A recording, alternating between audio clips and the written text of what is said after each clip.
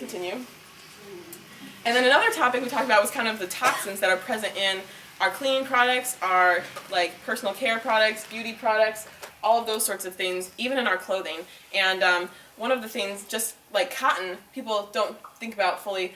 First off, cotton is one of the most water-consuming, plants, I guess, to go in like production. So it's oftentimes to maximize like the crop yield too.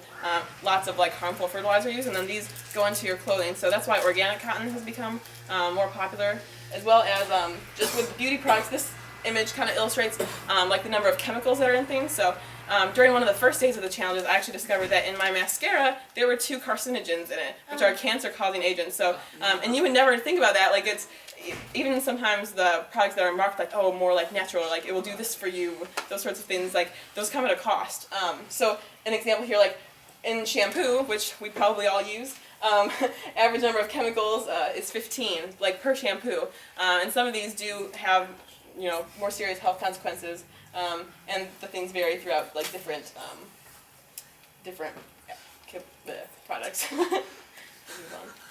This doesn't necessarily show up as well, but then zero waste is another topic that I was very interested about from this, and looking at how long some things take to disintegrate in our landfills.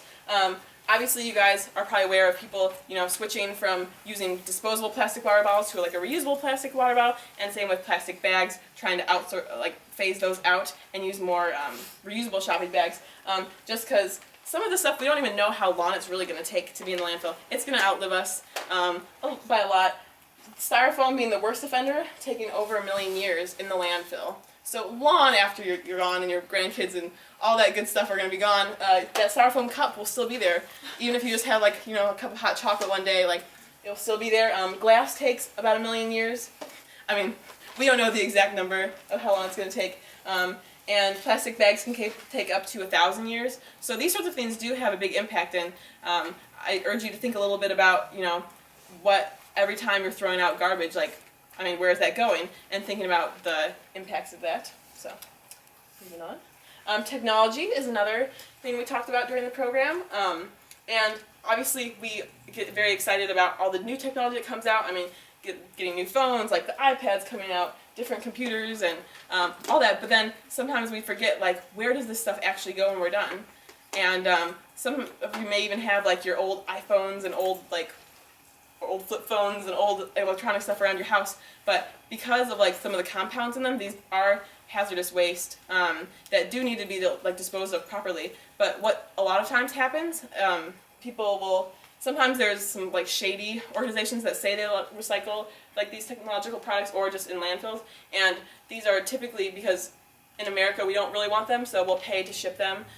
Nigeria is a popular destination, as well as in China is where. So this is just an example.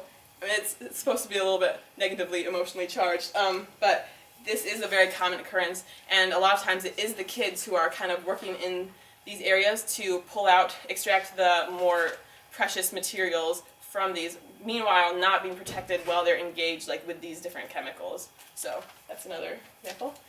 Fair trade was another topic we talked about. I sort of made this like Wordle thing, taking different definitions of fair trade, but focusing on like the human rights aspect of people who are producing your products. Chocolate's one very common example of where fair trade has become a more important role. Like, I mean, you look at your Hershey stuff, like typical Hershey stuff, and it's not necessarily produced by workers who are paid a fair wage, but there are more companies that are trying to promote this, and you can look for the fair trade logo on certain products if you're curious to see. A lot of times with coffee too, they'll have the fair trade logo, so you can be on the lookout for that. And it doesn't have to be more expensive than the other stuff. Sometimes it is, but there are good alternatives as it's becoming more common.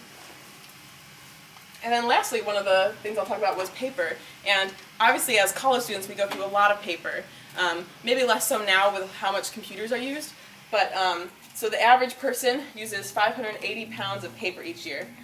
Some of the other RA staff makes fun of me for being napkin police in the dining hall, but looking at, I mean, so even beyond paper, you look at, you know, disposable napkins, or like paper plates, paper, like toilet paper, paper towels, all that stuff adds up.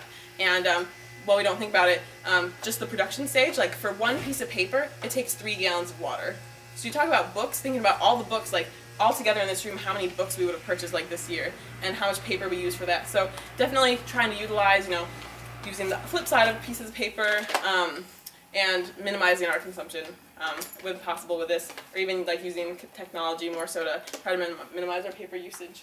So anyway, just to kind of finish up, so I just highlighted today some of the different challenges from the past 30 days, and I urge you, I know the topic for today's challenge was like teaching, so obviously sharing kind of some of what we learned, and I am definitely biased for education since I do want to go into that field, but just that we can all go forth and be educators, and we have the ability and even the responsibility to share the different knowledge we have, whether it's in your own field of study or even how we treat the earth and how we think about the earth, with some of these minor things that may seem like just an integral part of your life, but that can actually have a huge impact, especially when you have so many people consuming in a certain way.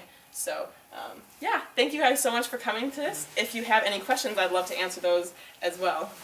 Thank you.